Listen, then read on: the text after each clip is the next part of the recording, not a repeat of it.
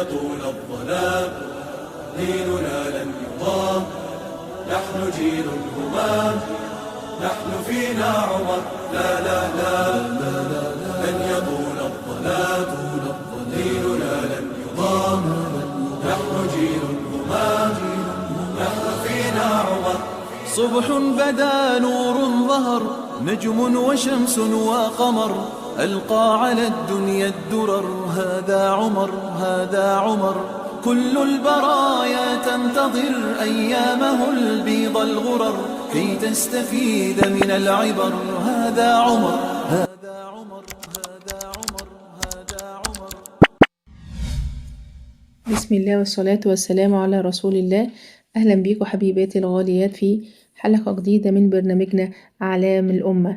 أعلام الأمة النهاردة بنتكلم على رجل عاش في الجاهلية والإسلام. كان رجل غليظ شديد ولكن على الباطل، وكان رحيما رقيقا على المؤمنين. رجل كان مرقع الثوب ولكن راسخ الإيمان. عندما تولى الخلافة طوى الفراش وقال: إن نمت بالنهار ضاعت رعيتي، وإن نمت بالليل ضاعت نفسي. إنه أبو حفص، إنه الفاروق عمر بن الخطاب. عمر أسد، يعني علم من أعلام هذه الأمة، أسد الإسلام. والله يا أخوانا الواحد لما بيقرأ سيرة سيدنا عمر يعني بيقول: أين أنت يا عمر، أين أنت يا عمر. سبحان الله. تعالوا نشوف مع بعض قصة إسلامه وإزاي الإيمان ابتدى يخلط قلبه. كان عنده جارية وكان شديد الإيذاء ليها، كان يقعد يضربها لحد ما هو يتعب ويسكت، فتقول له إيه: انظر كيف أتعبك الله وأنا ألم أتعب. شوفوا كانت الستات قوية إزاي بتدافع عن دينها.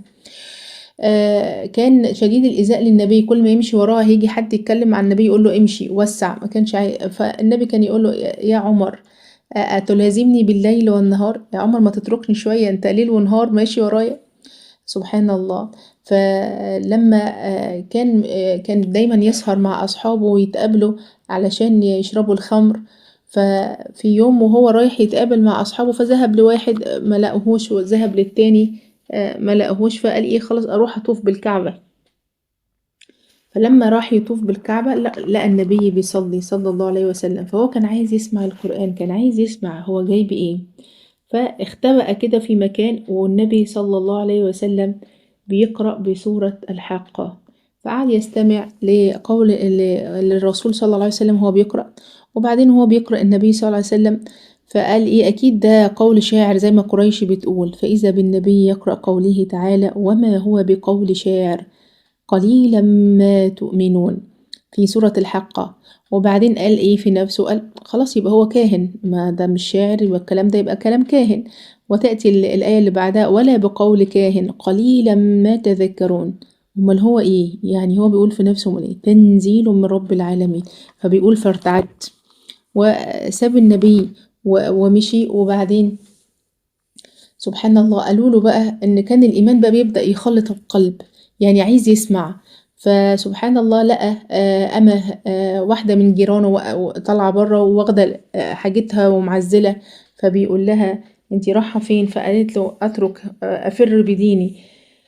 فبيقول لها: والله يا أمة الله ما يليق بك أن تتركي أرضك. فبتقول إيه، حست كده إن هو يعني عمر ممكن يسلم. فبتقول لجوزها، بتقول له يعني أنا شايفة إن عمر بن الخطاب هيسلم، قلبه رق، بيقول لي كلام طيب. قال لها: أنتي بتحلمي، ده لو أسلم حمار عمر لم يسلم عمر. سبحان الله. من كتر ما هو كان يعني غليظ جدا على المؤمنين في هذا الوقت. وبعدين تأتي بقى الناس عمالين يقولوا ان محمد صلى الله عليه وسلم بيفرق بين الناس، فأخذ سيفه وقال: خلاص انا هقضي عليه بقى، هو خلاص كده جاب معايا اخره، انا هموت محمد. ففعلا شاهر سيفه وماشي. فقابله واحد من الصحابة يقال له نعيم، فقال له: إلى أين يا ابن الخطاب؟ فقال له: راح أقتل محمد. راح قال له: تقتل محمد؟ طب هتروح فين؟ من القبيلة بتاعته ومن أهله ومن بني هاشم. فقال له: أنا خلاص هو يفرق بين بيفرق بينا وأنا هروح يقتله. قال له: طب عليك شوفي الأول أختك، لو أنت عايز تقتل محمد شوف ده أختك وزوجها أسلموا. طبعا هو قال إيه يعني يدخله في حتة تانية بعيد عن النبي صلى الله عليه وسلم، لأن اللي كان بيكلمه ده كان أسلم ويخفي إسلامه. فذهب إلى بيت أخته وهو داخل على بيت أخته يسمع همهمة كده، حد بيقرأ بصوت واطي، فيخبط ويقول عمر، فيرتعدوا. وكان معاهم سيدنا خباب بن الأرت يعلمهم كتاب الله عز وجل. فاختبأ سيدنا خباب وفتح له زوجها سيدنا سعيد، فقال ما هذه الهمهمة التي كنت أسمع؟ فأخته قالت له لا شيء. قال لها لقد علمت أنكم أسلمتم، صبأتم، كانوا بيقولوا صبأتم يعني اتجننتوا، دخلتوا في الإسلام. فأخذ يضرب في سيدنا سعيد زوجها، وهو يقول له أرأيت إن كان الحق في غير دينك. طبعا هي عايزة تدافع عن زوجها، فوقفت قدام أخوها فبتقول له يا عمر أرأيت إن كان الحق في غير دينك. فضربها بالقلم لحد ما الدم سال من فمها. وبعدين يعني هو سيدنا عمر راحت هي مسكته بقوة وقالت له يا عمر أرأيت إن كان الحق في غير دينك، فاهتز من كلامها وسبحان الله والدماء تسيل من وجهها.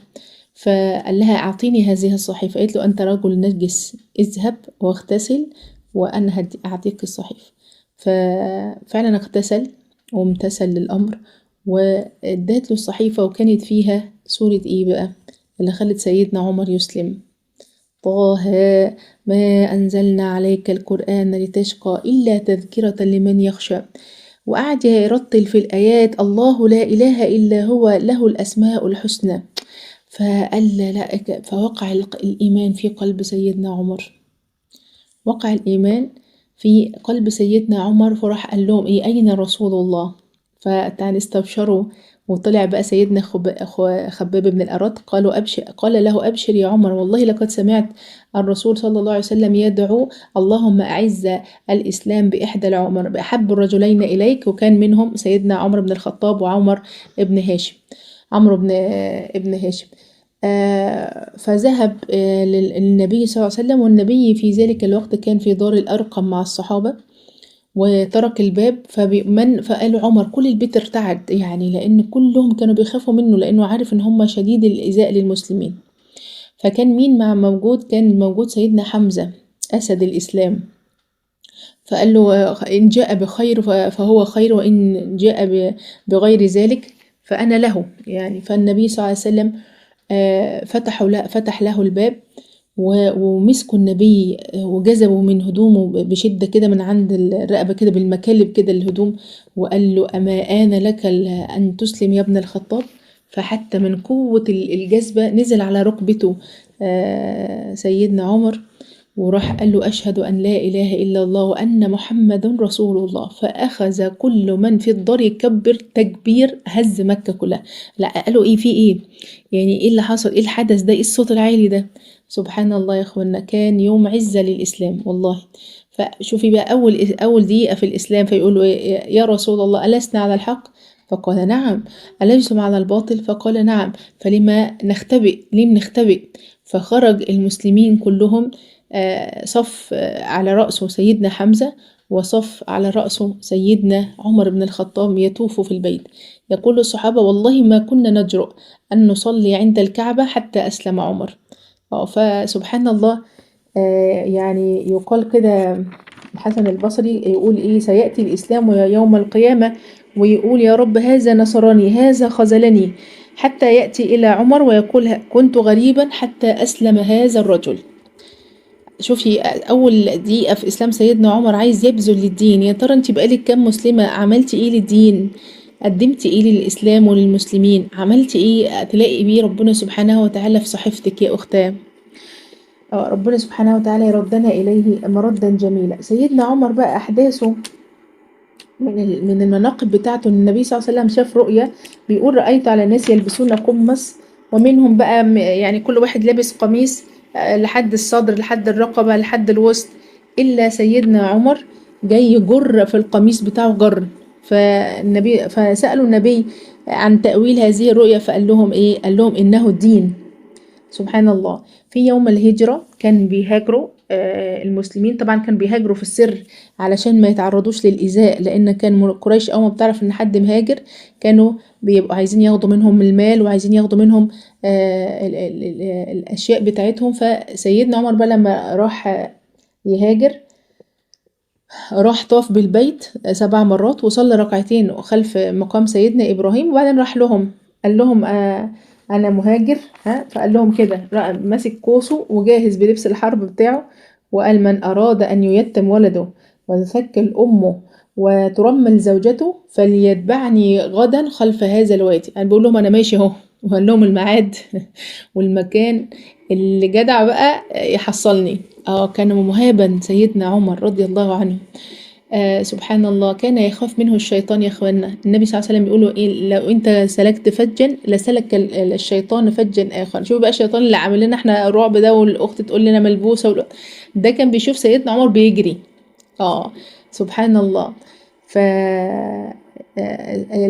ما هاجرش معاه الا ضعفاء المسلمين، سافر معاه ضعفاء المسلمين، وحسن اسلامه يا اخوانا. وكان في اخلاص عجيب عجيب والله مع سيدنا عمر، سبحان الله. فكان ما جه في اول غزوه وهي غزوه بدر، كان بيدور على قرايبه اللي من قبيلته عشان يقتلهم، لحد ما هو وجد خاله وفعلا قتله في غزوة بدر. حتى بيقول لك كده، حتى يعلم الله عز وجل ان مفيش في قلوبنا غير هذا الدين.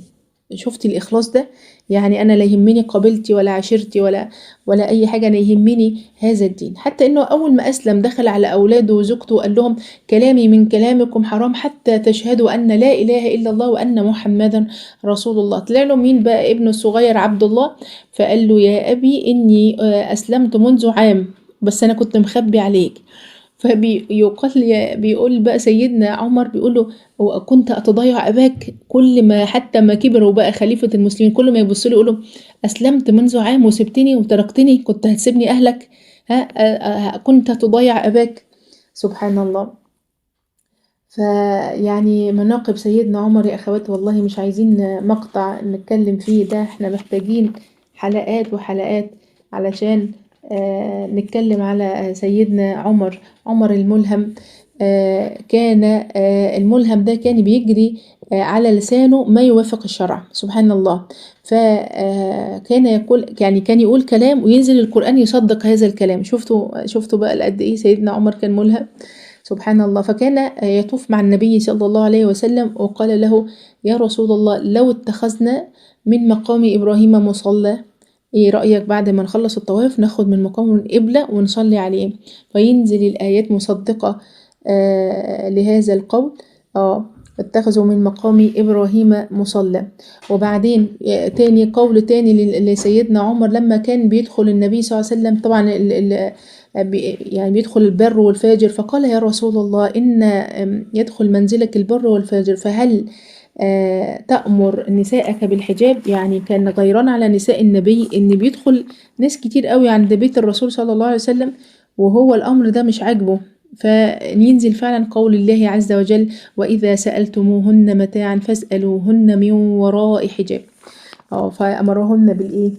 بالحجاب. وثاني في من الأشياء اللي صدفت قول سيدنا عمر ونزل عليها قرآن تصديقا له في الخمر. كان الأول نزل التحريم على درجات درجات درجات، لا تقربوا الصلاة وأنتم سكارى، وكان إيه إنما الخمر والميسر رجس من عمل، لحد ما نزل بقى قوله تعالى إنما الخمر والميسر رجس من عمل الشيطان في إيه فاجتنبوه. هو كان بيدعي إن الله عز وجل يقول يا رب انزل قولا شافيا في الخمر، يعني احنا عايزين تحريم فيها تحريم أبدي. وفعلا نزل هذا التحريم، فيوميها في هذا اليوم أصبحت المدينة مليانة بالخمر، كأن الدنيا مطرت خمر. سبحان الله. أول لما قالوا انتهينا يا رب انتهينا، وبدأت الناس كلها كل اللي عنده خمر يعمل إيه؟ يتخلص منه. سبحانك يا رب. يعني مناقب سيدنا عمر يعني كثيرة كثيرة يا أخوات. إزاي في خلافته كان عادل، إزاي كان متواضع، إزاي كان بيخاف قوي من ربنا سبحانه وتعالى، كان بيخشى الله عز وجل. يعني كان الخوف مالي قلبه، مع ان ربنا النبي صلى الله عليه وسلم بشره بالجنة. ولما طلع في الإسراء والمعراج قال له انا لقيت القصر بتاعك هناك ولقيت فيه جارية على باب القصر، فما علمت ان القصر قال لهم لمن هذا القصر؟ قالوا له لعمر بن الخطاب. فبيقول ايه فأسرعت الخطى لان عارف ان انت بتغار يا عمر. قال امنك اغار يا رسول الله؟ واخذ يبكي. سبحان الله. ولما مسكوه الخلافة وكان أمير المؤمنين، فأتى إليه رجل وهو يوزع الصدقات وقعد يسأله: يا عمر يا أمير المؤمنين، يا عمر يا أمير المؤمنين. فهو كان مشغول في توزيع الصدقات، وبعدين الراجل مش عايز يسكت وعمال يندى عليه، فراح كان معاه الدرة بتاعته عصاية كده، فضربه على دماغه وقال: ألم ينتهي منكم يشغلني أحد وأنا أوزع الصدقات؟ وعندما انتهى من توزيع الصدقات تذكر بقى ان هو نفسه أنبته ان هو ازاي ضرب الرجل بالضرة، الراجل كان بيندى عليه بس ما عملوش حاجة. سبحان الله، قال له ايه؟ قال لهم: أعيدوا علي هذا الرجل. فأتى الرجل وطأطأ له رأسه وقال له: ايه اقتص مني يا رجل؟ فقال: لا والله لن أقتص يا عمر، سأخذ حقي منك يوم القيامة. فطبعا انهار سيدنا عمر ومسك بثوب الرجل: بالله عليك اغفر لي، سامحني. وأخذ يتوسل إلى الرجل إن هو يسامحه ويغفر له هذا الخطأ حتى غفر له. قال: وقد غفرت لك يا عمر. شفتوا ده الخليفة، ده رئيس الدولة يا إخوانا، رئيس الدولة هو اللي بيتحايل عليه عشان يغفر له هذا الذنب. سبحان الله. هكذا كان عمر. سبحان الله يا أخوات، والله الواحد لما بيتكلم على سيدنا عمر يعني جبل من جبال هذه الأمة. ازاي كان عنده إخلاص وكان عنده صدق نية، وإن هو لما راح يفتح بيت المقدس وكان بيتناوب هو والخادم بتاعه على الحمار، هو يطلع شوية والخادم بتاعه شوية، هو يطلع شوية والخادم بتاعه شوية. فكان في وهم رايحين بقى يستلموا مفاتيح بيت المقدس، خلاص داخلين على بيت المقدس. طبعا هو لما بينزل الحتة اللي هو كان ماشي فيها دي كان فيها طين ووحي، فهدومه اتبهدلت. فجي بقى سيدنا عمرو بن العاص قال له: غير ملابسك وانت داخل عليهم. فقال له: فأنت هذا؟ فمرضيش ان هو يغير ملابسه. وسبحان الله، ودخل يأخذ مفاتيح بيت المقدس بهذه الهيئة. سبحان الله يا اخوانا، يعني الناس دي كانت فاهمة الدين صح، الناس دي كانت عندها إيمان راسخ في القلب. لما سيدنا عمرو بن العاص فتح مصر وكان عندنا عادة هنا في مصر سبحان الله، إن النيل كانوا بيجيبوا له عروسة النيل، كان بيجيله بنت ويزينوها ويلبسوها كويس ويلبسوها حلي ويرموها في النيل عشان النيل يجري. فلما جه سيدنا عمرو بن العاص قال لهم: لا، ده النيل بيجري بأمر الله، الكلام اللي انتوا بتقولوه ده مش كلام مش مظبوط يعني. فبعت رسالة لعمر بن الخطاب، وكان هو أمير المؤمنين في ذلك الوقت. فسيدنا عمر بن الخطاب أرسل رسالة إلى نيل مصر، قال له: إذا كنت تجري بأمرك فلا تجري، وإن كنت تجري بأمر الله فاجري بإذن الله. سبحان الله. وفعلا لما أخذ الجواب ده وسيدنا عمرو بن العاص ألقاه في نهر النيل، بدأ النيل يجري في مجره الطبيعي بدون إن هو يتوقف، وبدأت اتلغت هذه العادة من عند المصريين. فإنه الفاروق، أين أنت يا عمر؟ عايزين كل واحدة فينا كده تنوي إن هي تجيب أسد للإسلام كده، يرفع راية الإسلام ويرفع راية المسلمين، يبقى همه الدين، يبقى همه التوحيد، يبقى همه كلنا كده يا أخوات، وإحنا اللي بنربي الأولاد. يبقى همي إيه؟ همي إن أنا أزرع في ابني ده الدين، إن هو يشيل هم الدين، إن أنا أسيبه وهو بيصلي وهو مقيم الصلاة وهو محافظ على دينه وهو معتز كمان بدينه. شوفي بقى المناقب دي كلها. ولما يجي يموت سيدنا عمر، لما اتطعن وهو بيصلي في المسجد وشالوه وحملوه وودوه على المنزل، وبعدين جه الدكتور الطبيب ساعتها يديله لبن، فلقى اللبن بيخرج من الجرح فعرف بأن هو ميت. فقال له: أوصي يا أمير المؤمنين، خلاص انت ميت. فاستأذن من ستنا عائشة ان هو يدفن جنب النبي صلى الله عليه وسلم وسيدنا أبو بكر الصديق. وبعدين ابنه بقى هو عمال يفوق ويغيب فعايزين يفوقوه، فقال لهم: لو عايزين تفوقوه قولوا في ودنه الصلاة يا أمير المؤمنين. وفعلا أول لما قالوا له الصلاة يا عمر، فاق من الغيبوبة اللي كان فيها من الإغماء. وأول ما فاق يقول: إيه يا أخوان؟ أصلى الناس، أهم حاجة عنده إيه؟ صلاة الناس. فسبحان الله. وبعدها أخذ إن هو كان في سكرات الموت، وكل ما يفوق ويقوم ابنه كان حاطط خده على رجله، فيقول له إيه؟ ضع خدي على الأرض، ضع خدي على الأرض. فيقول له طيب يا أبي، يعني يروح تاني في الغيبوبة، يروح ابنه شايل راسه وحطها على رجله، يا ابني، وبعدين يفوق يقول له ضع خدي على الأرض، لعل أن يرحمني ربي، ضع رأسي على الأرض. فبكى لعلي أن يرحمني، يا ويلي وويل أمي إن لم يرحمني ربي. وهذا كان ختام سيدنا عمر الفاروق. سبحان الله. فشفتوا الأسد ده، يعني واحد مبشر بالجنة ومع ذلك خايف وهو بيموت. لكن احنا مطمئنين قوي يا اخوانا، مطمئنين قوي في الدنيا، مش عاملين حسابنا ان احنا هنقف قدام ربنا ونحاسب على كل صغيرة وكبيرة.